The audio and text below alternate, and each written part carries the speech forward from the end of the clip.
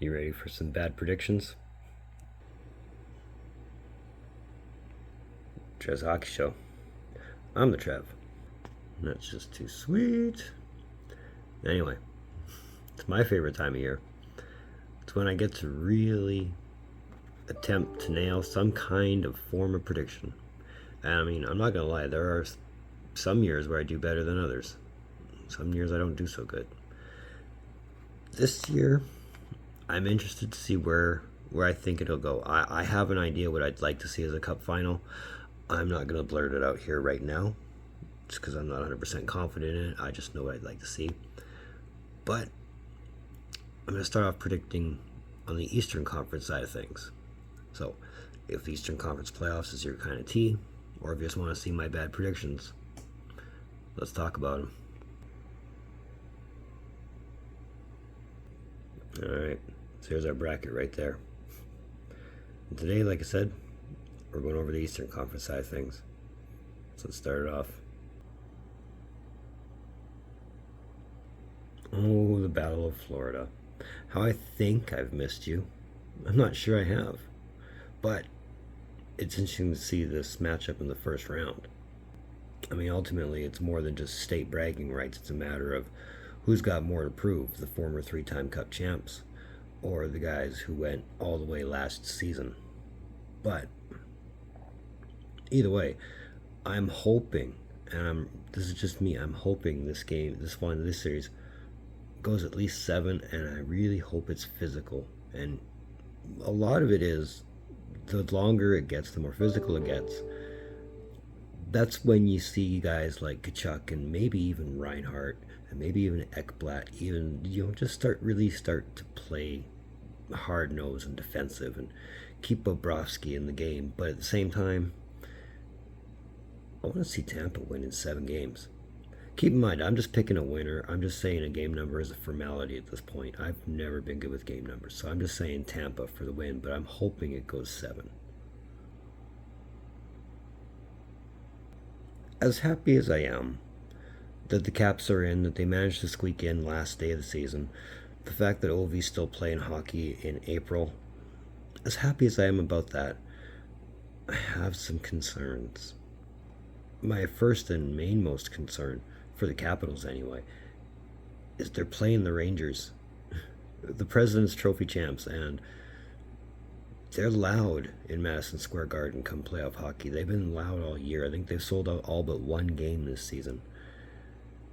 And it's a Rangers team that's really starting to come to form and starting to come to its own. Like, Panarin will carry these guys as far as he can, I guarantee it. But it's not looking good for Washington. So I'm picking the Rangers to be the only sweep in the Eastern Conference. I'm picking them to take them out in 4.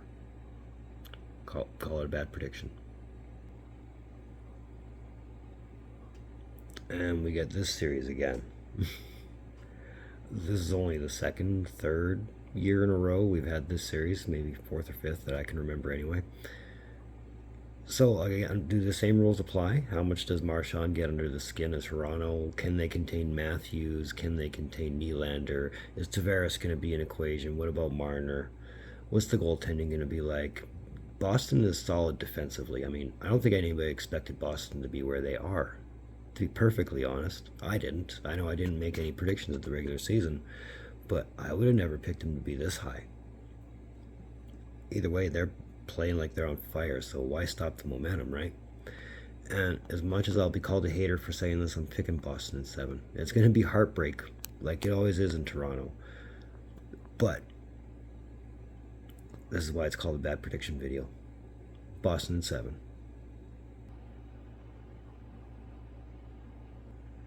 Now, if there was ever a series that was completely underrated, this is it. I mean, Patrick Waugh leading his best life, isn't he? New job, and he's already in the playoffs. Who can go wrong for that? Unfortunately, though, they drew the Hurricanes. The problem there is it's the Hurricanes. They're not going to take them, as lightweights, but at the same time, you're in for a lot of trouble, especially your defense if you can't contain the likes of Aho or Svechnikov. If you can't keep those two down at least, you're in a world of hurt, because, I mean, for what those two don't get to you, there's Nikas. there's lots of other supporting cast. There's Doug Jarvis, or Seth Jarvis, sorry. You look up and down the roster, and they're solidified by Ben Burns. Come on.